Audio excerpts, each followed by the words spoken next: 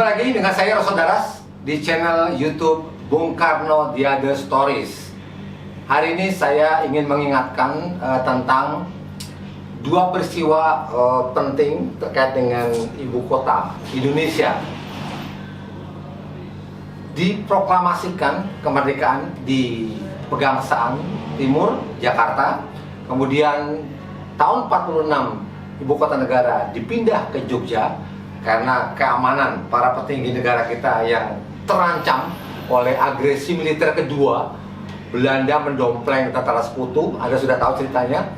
Dan kemudian cerita tahun 49 manakala ibu kota berpindah kembali ke Jakarta. Nah, ini ada cerita menarik. Saat Bung Karno kembali dari Maguwo, Maguwo itu nama bandara yang sekarang menjadi Bandara Adi Sucipto, Yogyakarta. Nah, tanggal 28 Desember 1949 itu tanggal keberangkatan dua pesawat dari Maguwo ke Kemayoran. Pada saat itu massa sudah menyemut dari Bandara Kemayoran, ya belum ada Bandara Cengkareng, Bandara Halim juga belum dibangun. Dari Bandara Internasional Kemayoran menuju istana itu lautan manusia menyemut. Karena mereka sudah tahu bahwa pada tanggal 28 Desember 49 itu Presiden Soekarno kembali dari Jogja. Jadi inilah latar belakang sebelumnya adalah ya ditangkap oleh sekutu dan dibuang ke Medan, kemudian ke Bangka, dan lantas setelah itu Indonesia menjadi Republik Indonesia Serikat, itu singkatnya ya. Kemudian 49 dia kembali ke Jakarta dan memproklamasikan atau menyatakan bahwa ibu kota telah berpindah kembali ke Jakarta. Yang menarik adalah pidato Soekarno. Jadi di tengah lautan massa yang menyemut dari Bandara Kemayoran sampai ke Istana Merdeka, itu di tangga istana, seingat saya di dokumen, beliau mendarat pukul 11.30.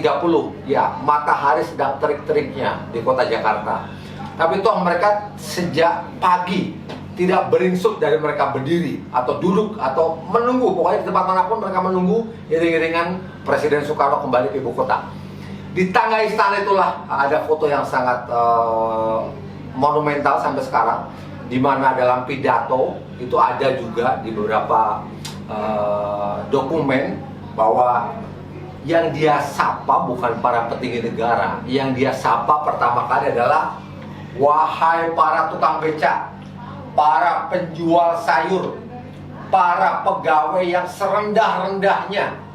Ini komitmen, bukti bahwa Soekarno sangat mencintai rakyat kecil dan dimanapun dia berada selalu dekat dengan rakyatnya.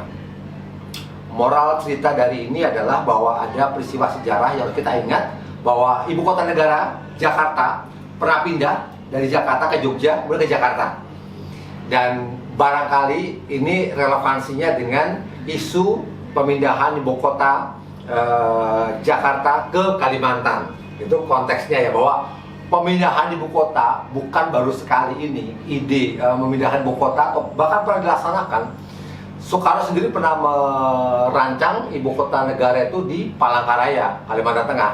Nah, sekarang digeser sedikit oleh Presiden Jokowi.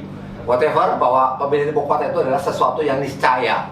Jadi tidak perlu menyikapinya secara berlebihan. Anda boleh setuju, boleh tidak. Tapi bahwa pemindahan ibu kota negara itu hal yang biasa. Itu moral cerita yang ingin saya sampaikan. Dan yang kedua adalah bagaimana keperpihakan atau perhatian Soekarno terhadap orang-orang kecil yang selalu dia ucapkan dalam setiap pidato-pidatonya.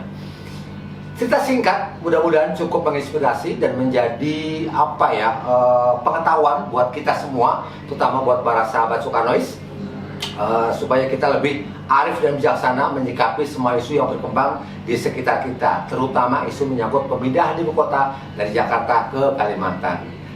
Cukup segini dulu teman-teman atau sahabat sukarnois. Sampai ketemu pada tayangan selanjutnya. Terima kasih. Salam.